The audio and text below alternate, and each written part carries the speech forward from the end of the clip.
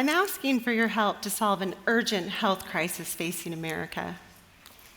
Pretty bold intro, right? It's a pretty bold ask. The Surgeon General of the United States sent this letter out with that as the opening line.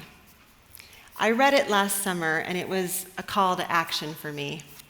It was during the time I call my personal prison of pain. A little dramatic, I'll admit, okay?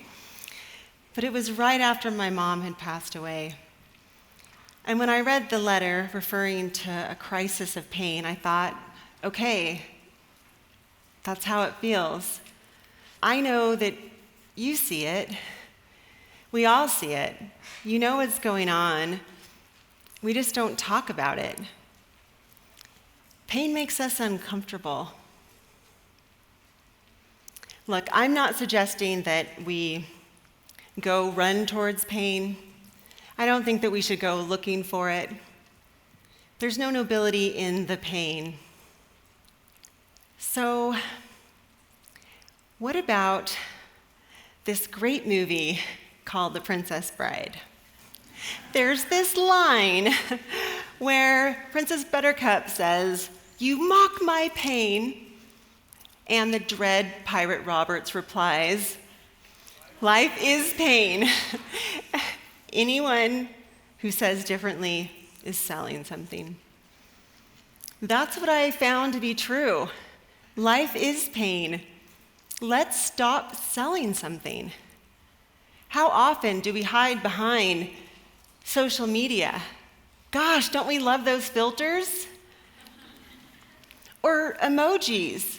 We might talk about pain, but then add emojis, and it changes the meaning. Life is pain.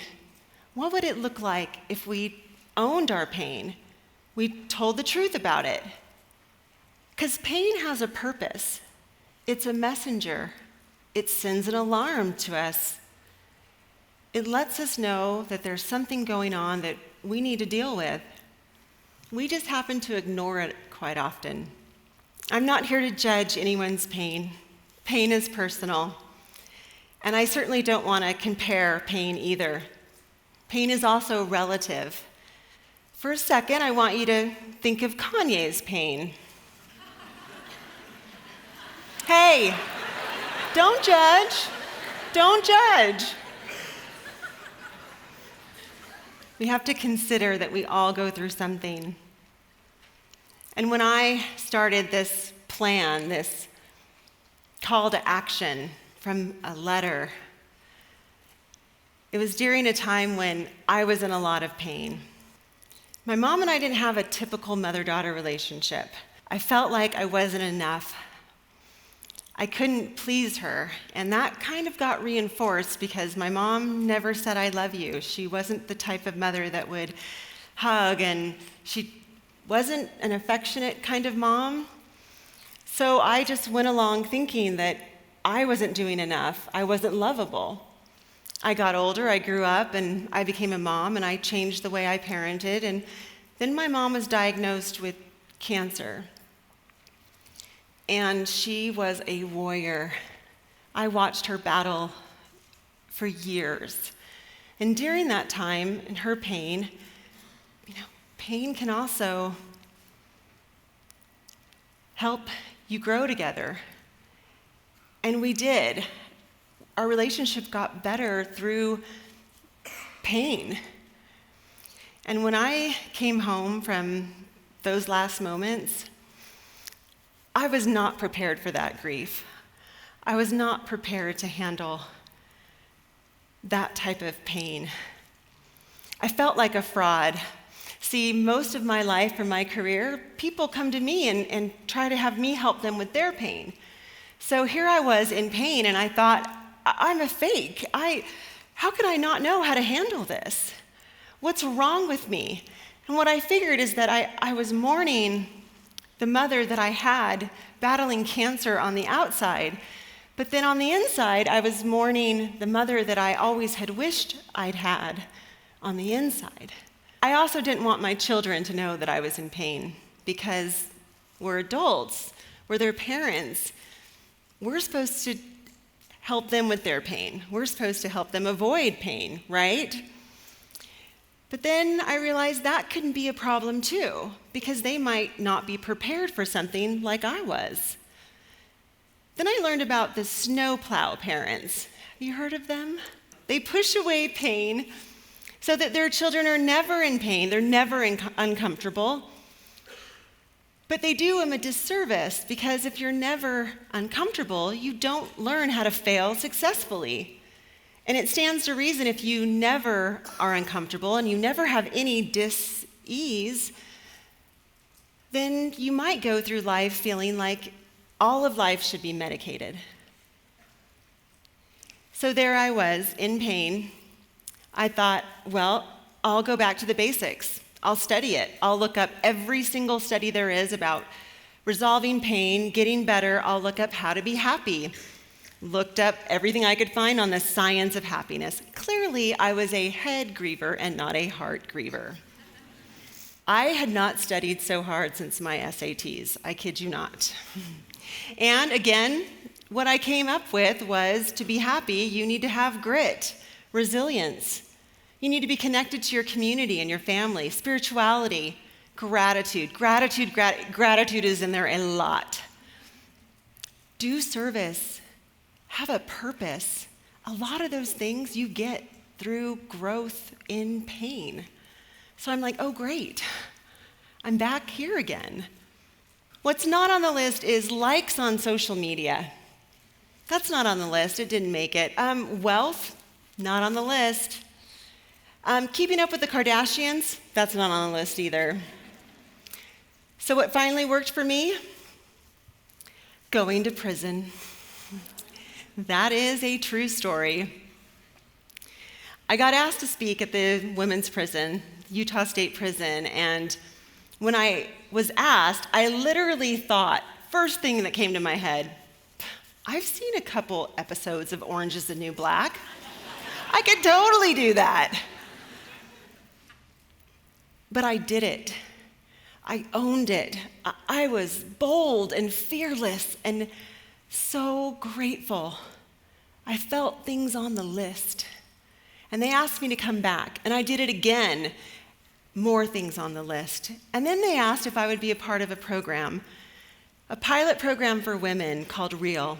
REAL stands for Remember, Empathy, Authenticity, and Love. That program was life-changing for me. They wanted me to come and just be. It was me. At the time, it was a new program. It was just me, 2 guards, and like 25 women. But now it's running. It's in both the male and female prisons, #feminism. And it's running successfully. It's in and out of the prisons, and they need volunteers. I loved being there. I was real. I sat with pain. I sat with my pain. I sat with their pain. I sat with the pain they caused others. And I realized that little manic depressive snow princess, she's onto something. You really can let it go. It's true. And I kept going back, and I learned to be real. I realized that I compensate for not baking cookies with my mother by overcompensating as a mother with my children. An example of that would be this thing I do called theme dinners. True. One of which is Taco Tuesday. Olé! Yeah. Well, my big transition and the time that I truly understood getting real happened on a Taco Tuesday. I arrived to volunteer at the prison, and I was in the car in front of the gates, and I picked up my phone to put it away, and I saw that my husband had texted me. It was a sweet, kind text.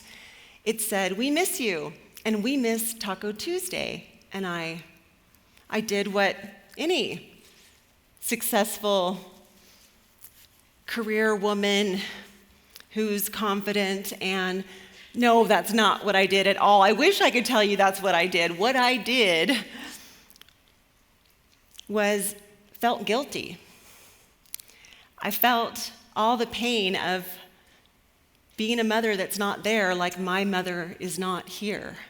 Oh, I'm awful. I should go back. I'm going to go get tacos. I'm going to drive the hour home and surprise them. Why is this pain taking so long? I need to be better. I need to be happy.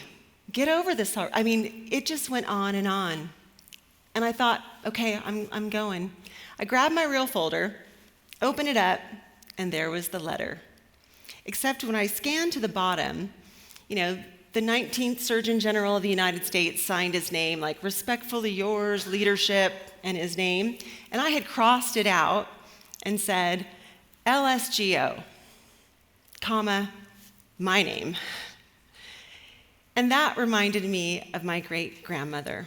My great-grandmother, Maggie Hare, was a strong black woman who was born in the 1900s in Arkansas. And she was a business owner and self-starter who had a third-grade education. And she loved me. We wrote letters back and forth when I was a child. And one of those letters I had written, "Love still goes on." LSGO.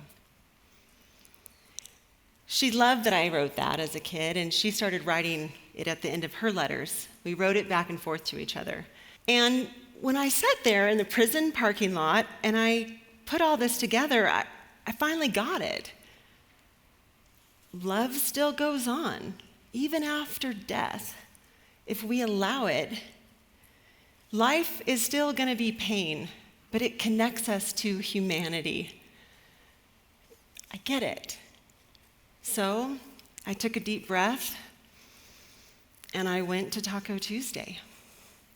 I walked through those gates and I had dinner with the women at the Utah State Prison who weren't going to have dinner with their children that night either, because I needed to be real.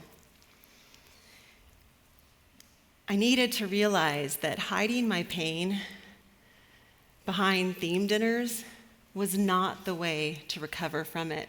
It was selling something. Let's stop selling something. We don't need to wait until there's a health crisis. We don't need to go to prison. We can acknowledge that there are people in pain, and we can sit with them. We can share our story. We don't have to pretend that we're happy when we're not. Life is pain, but it is also joy and happiness. It helps us be humble. It helps us be grateful. It builds love and tolerance. It might even lead you to a TED Talk. With enough time, it can lead you to acceptance and closure, because love still goes on. Thank you.